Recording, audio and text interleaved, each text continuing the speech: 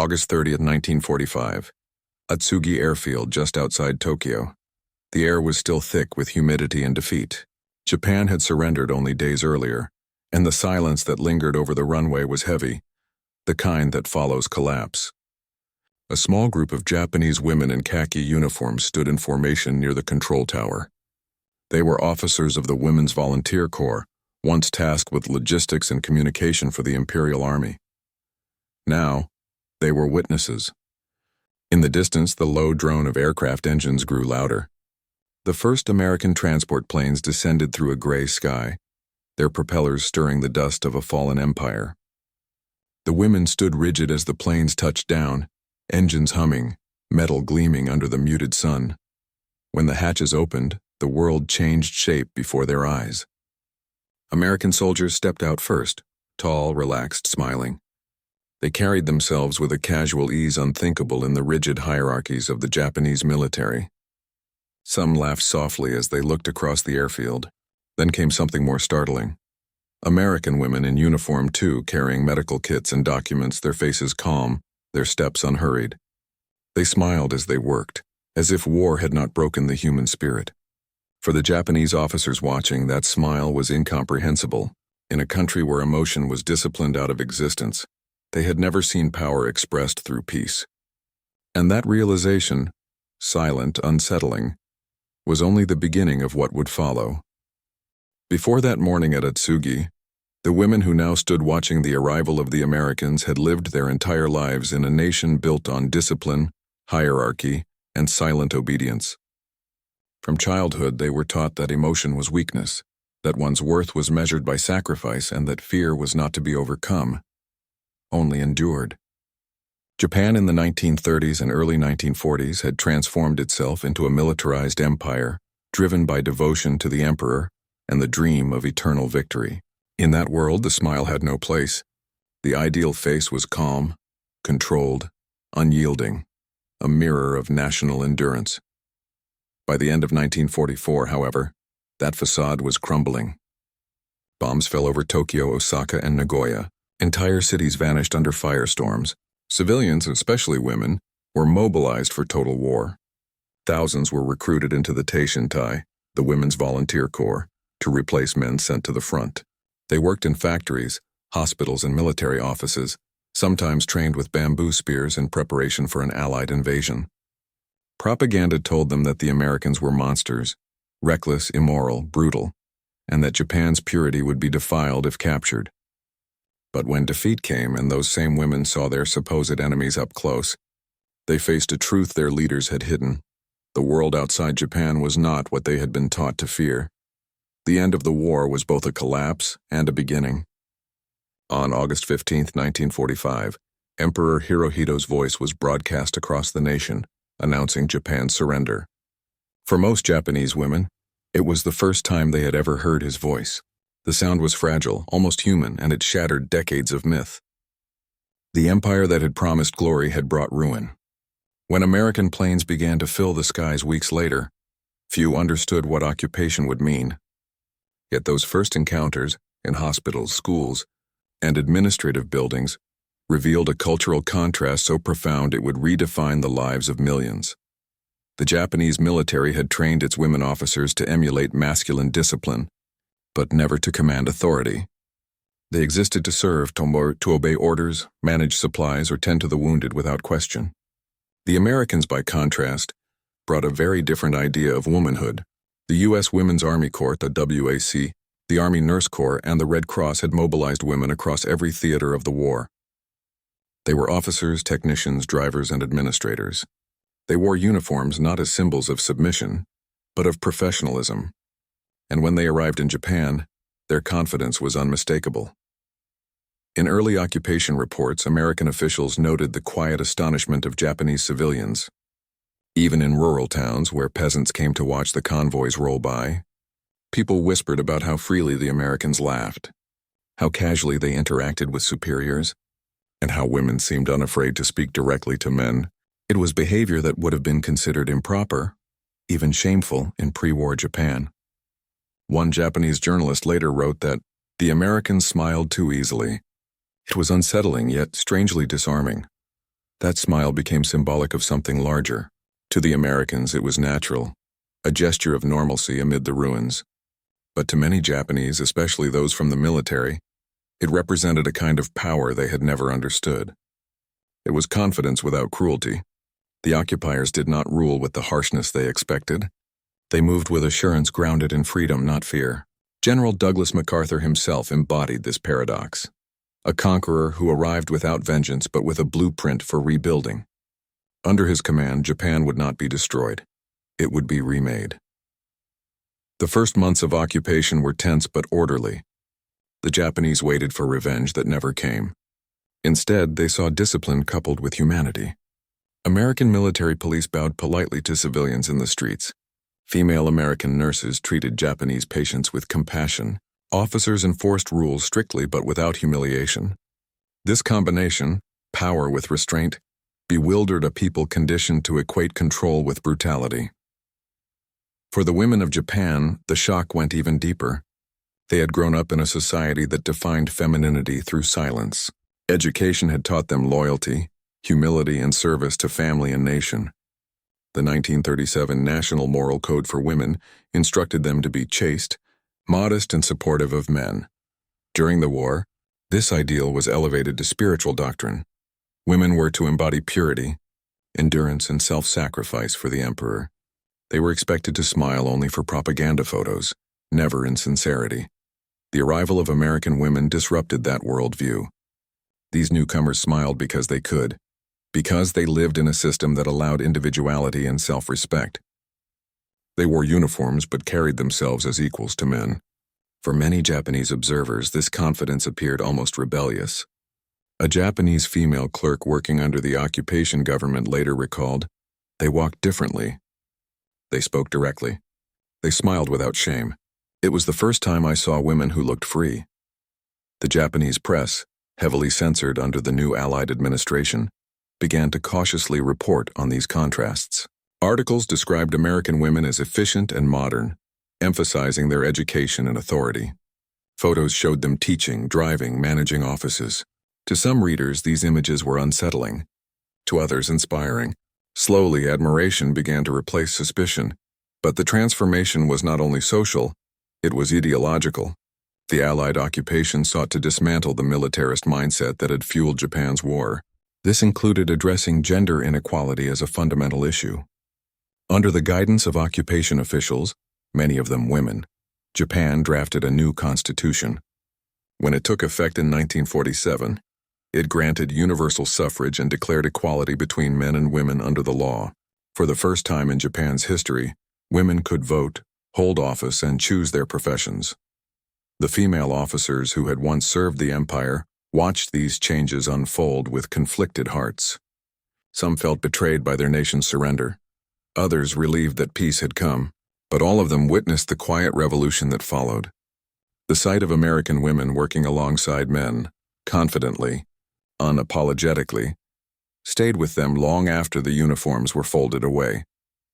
Cultural scholars later described this moment as Japan's human re-education. It was not forced through speeches or punishment, but through daily observation. The Americans' demeanor, relaxed, smiling, yet purposeful, conveyed a message far more powerful than any decree. The smile that had once seemed foreign became a symbol of something deeply human, the ability to live without fear. By the end of 1946, the occupation had shifted from control to cooperation. Japanese interpreters, secretaries, and officers worked side by side with Americans in government offices. Female students attended lectures taught by American women on law, nursing, and journalism. The post-war generation was learning that respect could exist without hierarchy, that laughter did not weaken authority, and that confidence was not arrogance. And through it all, the same quiet astonishment lingered, that a smile could survive the ruins of war, and that through it, an entire people could begin to rediscover their humanity.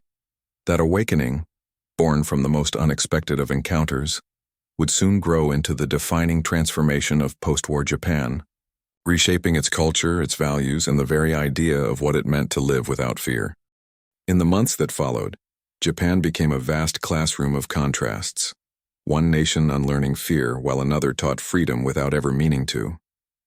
The women who had once served as officers in the imperial military found themselves observing this transformation from the edges of the new order, tasked with clerical work under American oversight, or employed as translators and aides for the occupation forces.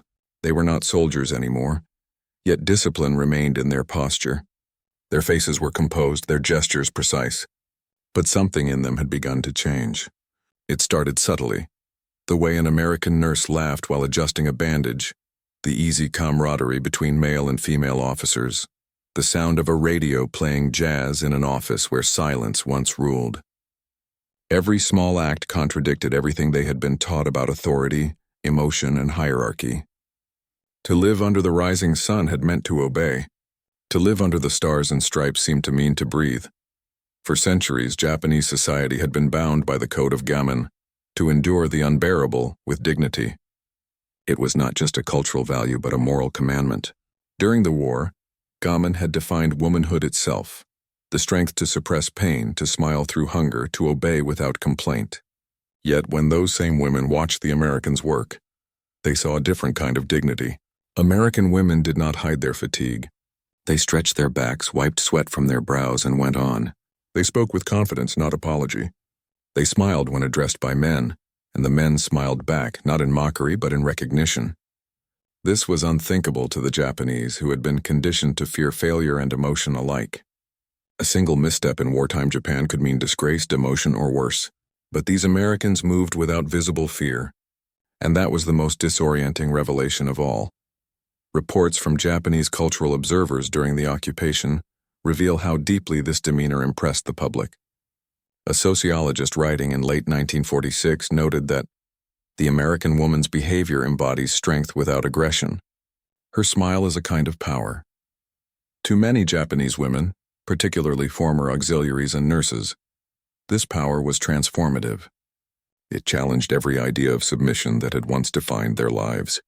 Some began to imitate it unconsciously, practicing their English with newly relaxed tones, softening their rigid posture. Others resisted, clinging to formality as if it were armor. But all of them, in one way or another, felt the tremor of change. One of the earliest and most revealing encounters occurred at Tokyo's Dai-ichi building, which became General MacArthur's headquarters. Japanese women who had served as clerks in the former war ministry were reassigned there, now under Allied command. They worked alongside American typists and stenographers who often chatted freely with officers. The Japanese women watched in silence, astonished that subordinates could speak so casually to their superiors.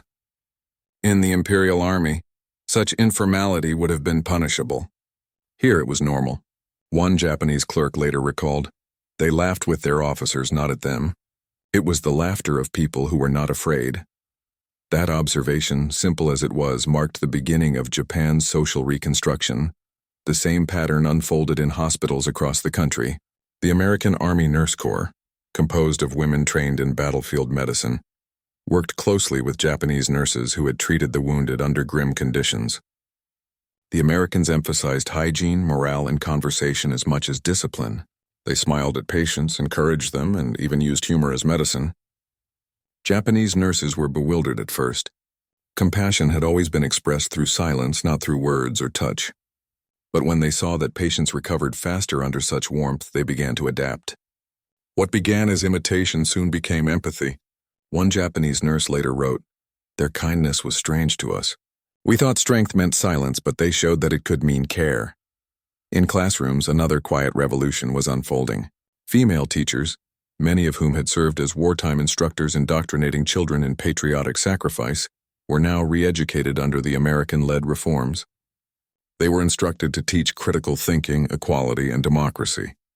It was an ideological shock, but among those who taught in cities like Yokohama, Nagoya, and Kyoto, there was also admiration, not for the conquerors, but for the conviction with which they believed in their system. American female educators sent by the occupation's Civil Information and Education section taught with unguarded enthusiasm.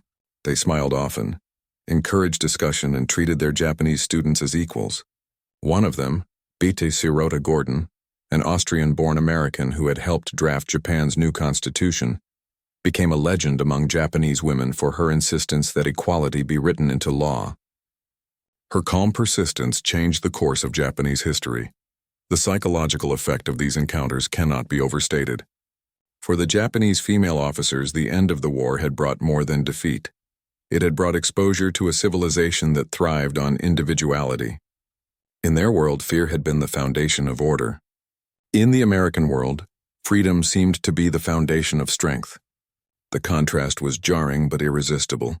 Some of the younger women, particularly those reassigned as interpreters, found themselves adopting small American habits, speaking with more ease, holding their shoulders differently, even smiling in public. These gestures, once unthinkable, became symbols of a quiet rebellion against the old militarist mindset. Meanwhile, American women stationed in Japan also experienced transformation. They were the first generation of their country's daughters to step so visibly onto the world stage as representatives of democracy. Their confidence was not without struggle. Many faced sexism within their own ranks. Yet in Japan, they embodied something larger than themselves. The proof that freedom could coexist with discipline. Photographs from 1946 show them standing beside Japanese nurses and clerks, smiling softly, their uniforms pressed, their presence steady. In those images lies the essence of occupation, authority expressed through humanity. To the Japanese female officers, that humanity was both humbling and inspiring. They began to understand that the Americans' fearlessness did not come from ignorance of suffering. It came from the belief that suffering was not destiny.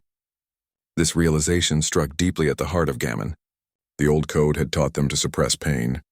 Now they were learning that strength could also mean the courage to feel. Sociologists studying the period later noted a distinct shift in Japanese women's behavior between 1946 and 1948. Public smiles increased. Posture softened. Conversational styles changed. American presence had introduced a new kind of emotional vocabulary. In photographs from those years, one can see a gradual transformation. Faces once rigid now holding traces of quiet openness. It was as if the human spirit, long buried under ritual and obedience, was resurfacing. The occupation reforms only amplified this awakening. Under MacArthur's administration, Japanese women gained unprecedented rights. The new Constitution of 1947 declared, "All of the people are equal under the law and there shall be no discrimination in political, economic, or social relations because of sex." This statement, revolutionary for Japan, became the cornerstone of the nation's rebirth. And behind that text stood not only American lawyers but American women who had lived those values every day, teaching through example rather than decree. Yet not all embraced these changes easily. Some Japanese conservatives decried the reforms as foreign contamination, claiming that the American way would erode moral discipline, but even they could not deny the magnetic pull of freedom. The former female officers who had once worn the emperor's insignia now walked the streets of Tokyo in civilian clothes, seeing their city come alive again, shops reopening, children laughing, people daring to speak their minds. The Americans had brought democracy, but what many remembered most was the atmosphere, the relaxed confidence, the unshaken humanity that filled the ruins like sunlight breaking through clouds. That was the true conquest, not of land, but of spirit. The women who had once feared authority now began to find their own voices. Some became teachers, journalists, and activists, helping to shape post-war Japan's emerging democracy. They spoke of what they had seen, of women who smiled without fear, of power without cruelty. And through their stories, the lesson spread. Freedom was not chaos, and kindness was not weakness. In the end, what lingered most vividly in their memories were not the grand reforms or political speeches, but the simple human gestures that defied everything they had known. The American women who smiled as they worked, who laughed softly even among ruins, who carried themselves with quiet assurance. They had shown that peace could be strong.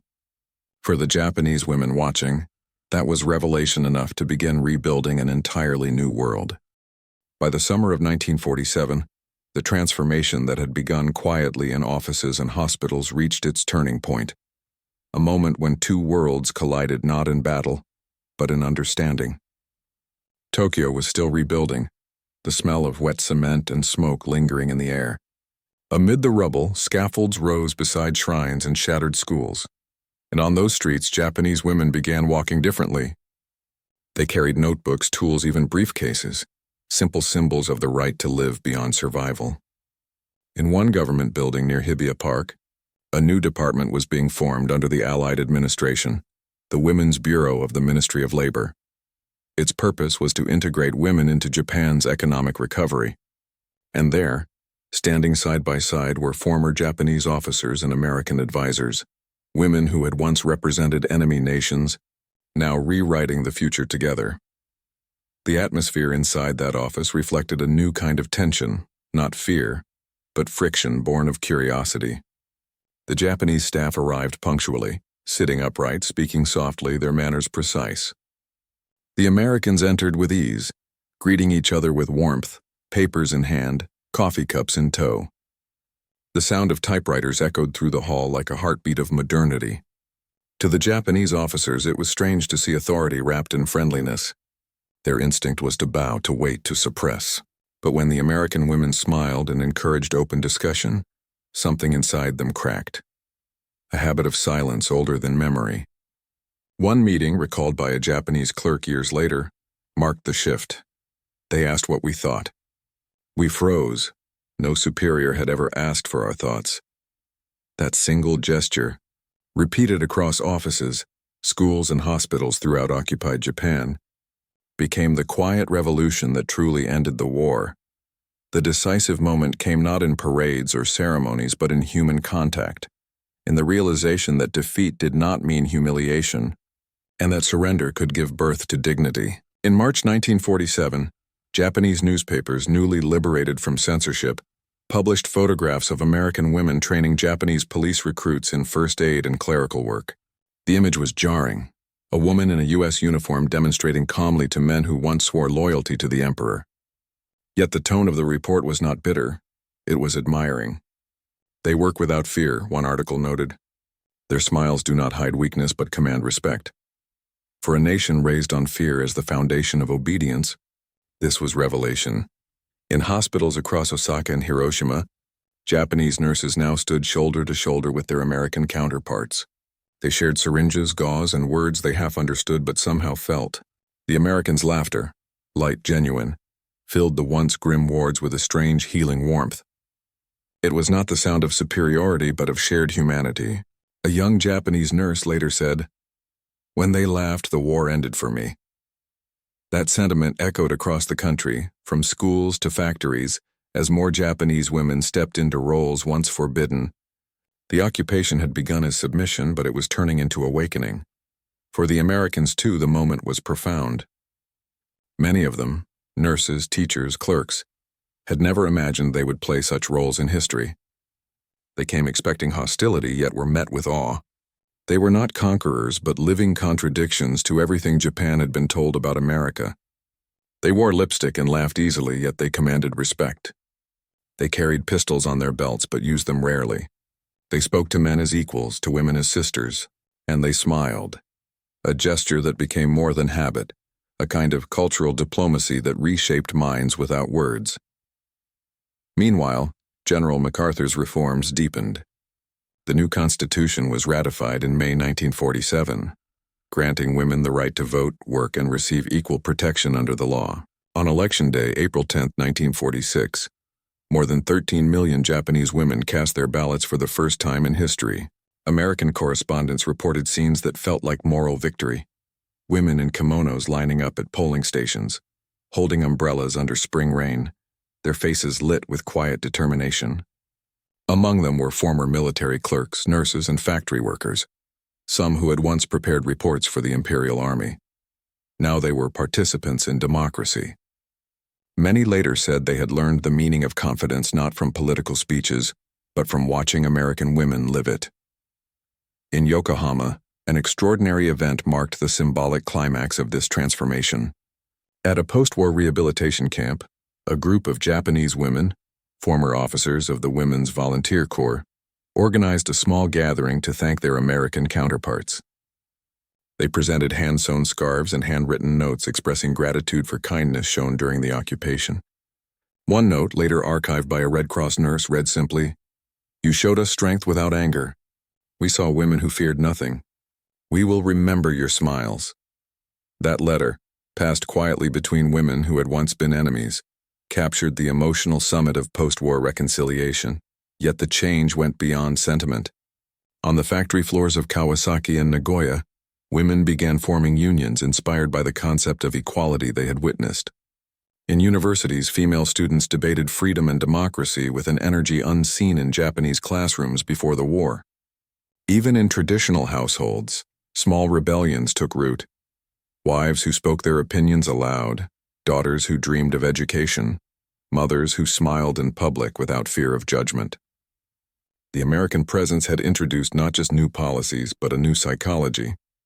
The idea that one's worth was not determined by submission, but by choice. By late 1948, the contrast between the past and the present was unmistakable. The imperial palace still stood, but its walls no longer represented fear. The emperor was now a symbolic figure stripped of divine status. On the streets, girls in pleated skirts and work uniforms filled trams and offices once reserved for men. And among them walked the women who had witnessed the shift firsthand. The former officers who had once bowed to the emperor's portrait, now bowing politely to American colleagues out of respect, not subservience. For the first time, they understood the difference. The turning point of Japan's spiritual reconstruction was not a treaty or a trial, but a smile. It began as confusion, a gesture too soft for a world raised on steel. Then it became a symbol of confidence, of peace, of liberation through dignity. The Japanese women who had been stunned by that smile would carry it forward long after the occupation ended, teaching their daughters to live without fear. The Americans would return home to a nation unaware of how deeply they had altered another civilization, their photographs fading into archives. But in Japan, their legacy endured in every woman who dared to stand taller, speak louder, and smile without permission. That was the true climax of this story, not the surrender of an empire, but the awakening of its women.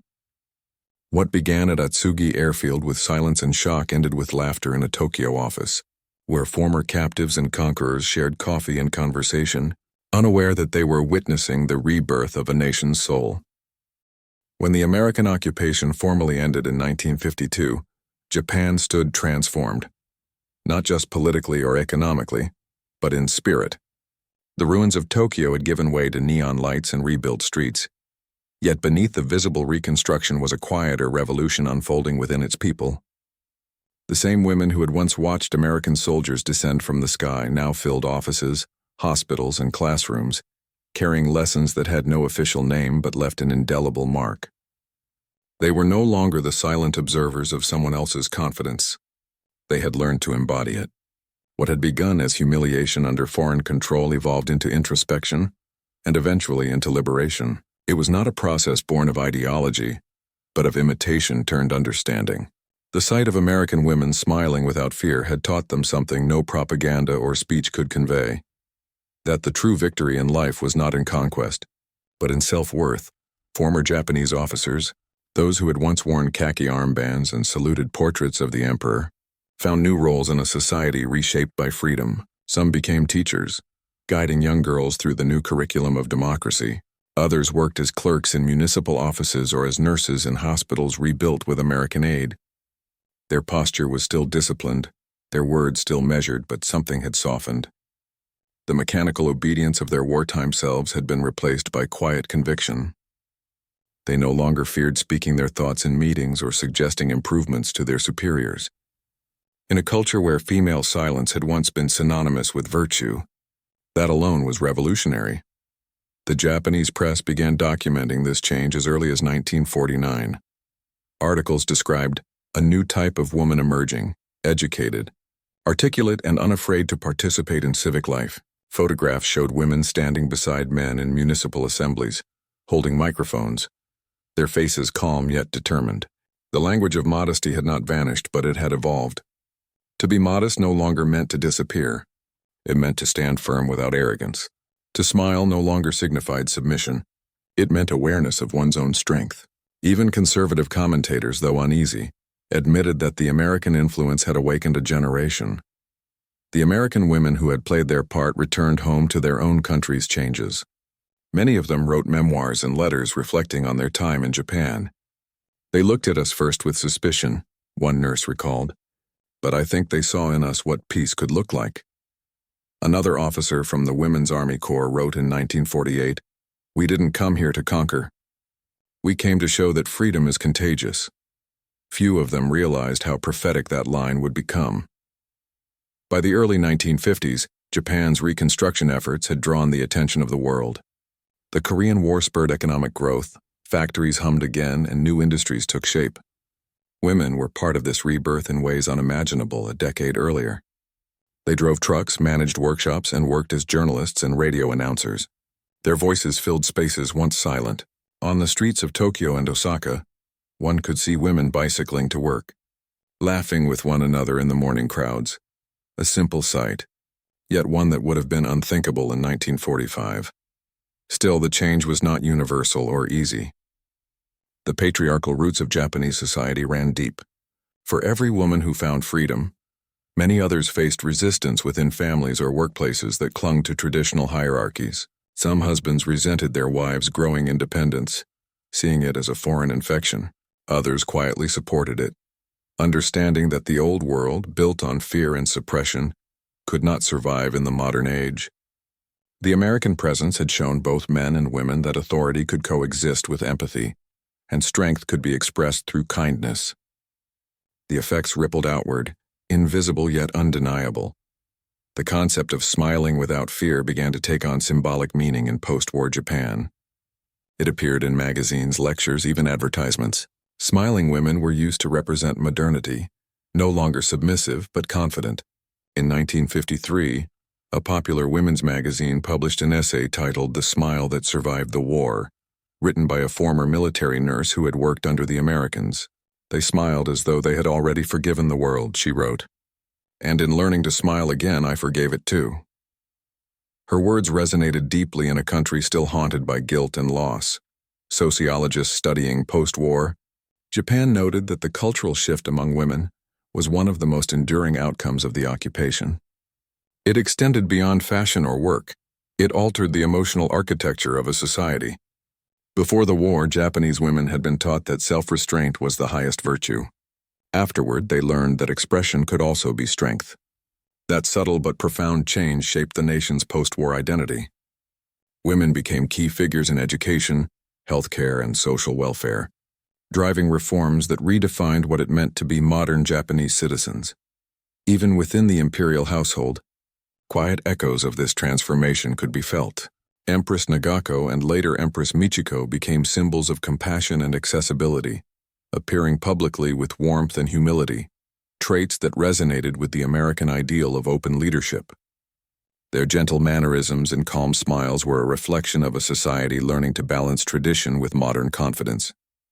The Americans, too, carried away lessons of their own. Many soldiers and nurses who had served in Japan returned home with changed perceptions of their former enemies. They wrote of the grace, diligence, and quiet resilience of the Japanese people. In memoirs preserved in American archives, several women noted that Japan had taught them humility, the understanding that peace requires patience, not dominance. These shared experiences formed an invisible bridge between two cultures that had once annihilated each other's cities. By the late 1950s, Japan's transformation was visible to the world. The Tokyo skyline shimmered with the lights of a nation reborn, and women walked those streets as participants, not shadows. The daughters of former officers studied in universities and became teachers and journalists. Their mothers, once stunned by the sight of fearless American women, now encouraged them to live freely. The seeds of change planted in the rubble of defeat had grown into a quiet confidence that defined the post-war era. But memory lingered. The older generation never forgot the moment when they first saw American women step off those planes, smiling in the heat of defeat.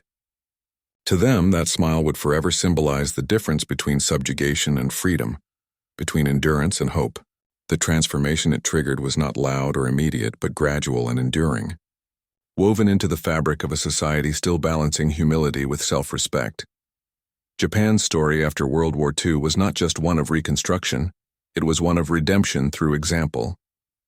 And though few of those women who had witnessed the change ever spoke of it openly, it lived on in the small, almost invisible gestures of modern Japan, in the confidence of a teacher's voice, in the laughter of nurses in a hospital ward, in the calm dignity of women walking alone through cities once destroyed by war. That was the true aftermath of occupation, the rebirth of spirit through the rediscovery of humanity. In the end, it wasn't the treaties, the politics, or the armies that left the deepest mark. It was something far quieter, the human transformation that happens when one way of life ends and another begins. For the Japanese women who had once lived behind the iron curtain of obedience, the war's true ending came not with the emperor's voice on the radio, but with a smile, warm, fearless, unguarded, offered by a woman who had no reason to be afraid. That single gesture carried across languages, across ruins, across guilt. It revealed what victory without cruelty could look like. It showed that confidence was not arrogance, that freedom did not mean chaos, and that dignity could exist without violence. The American women never came to lecture or to rule. They simply lived as if equality was as natural as breathing. And for those who had been taught that survival required silence, that sight was revolutionary. Years later, those same Japanese women would tell their daughters and granddaughters about the occupation, not as humiliation, but as awakening. They spoke of how defeat had stripped away illusions, and in that emptiness they had seen the shape of something new, respect born not from fear, but from understanding. That was the war's quiet legacy, the redefinition of power, written not in treaties but in human behavior. The ruins of Tokyo have long vanished, rebuilt into glass towers and busy streets. Yet beneath the hum of modern life lies that echo, of laughter on an airfield, of women meeting each other's eyes without shame. A lesson passed without words, preserved in memory, that the greatest revolutions are not shouted, but shown. And somewhere, in the eternal grain of a black and white photograph, two women stand, one American, one Japanese, both smiling, neither afraid.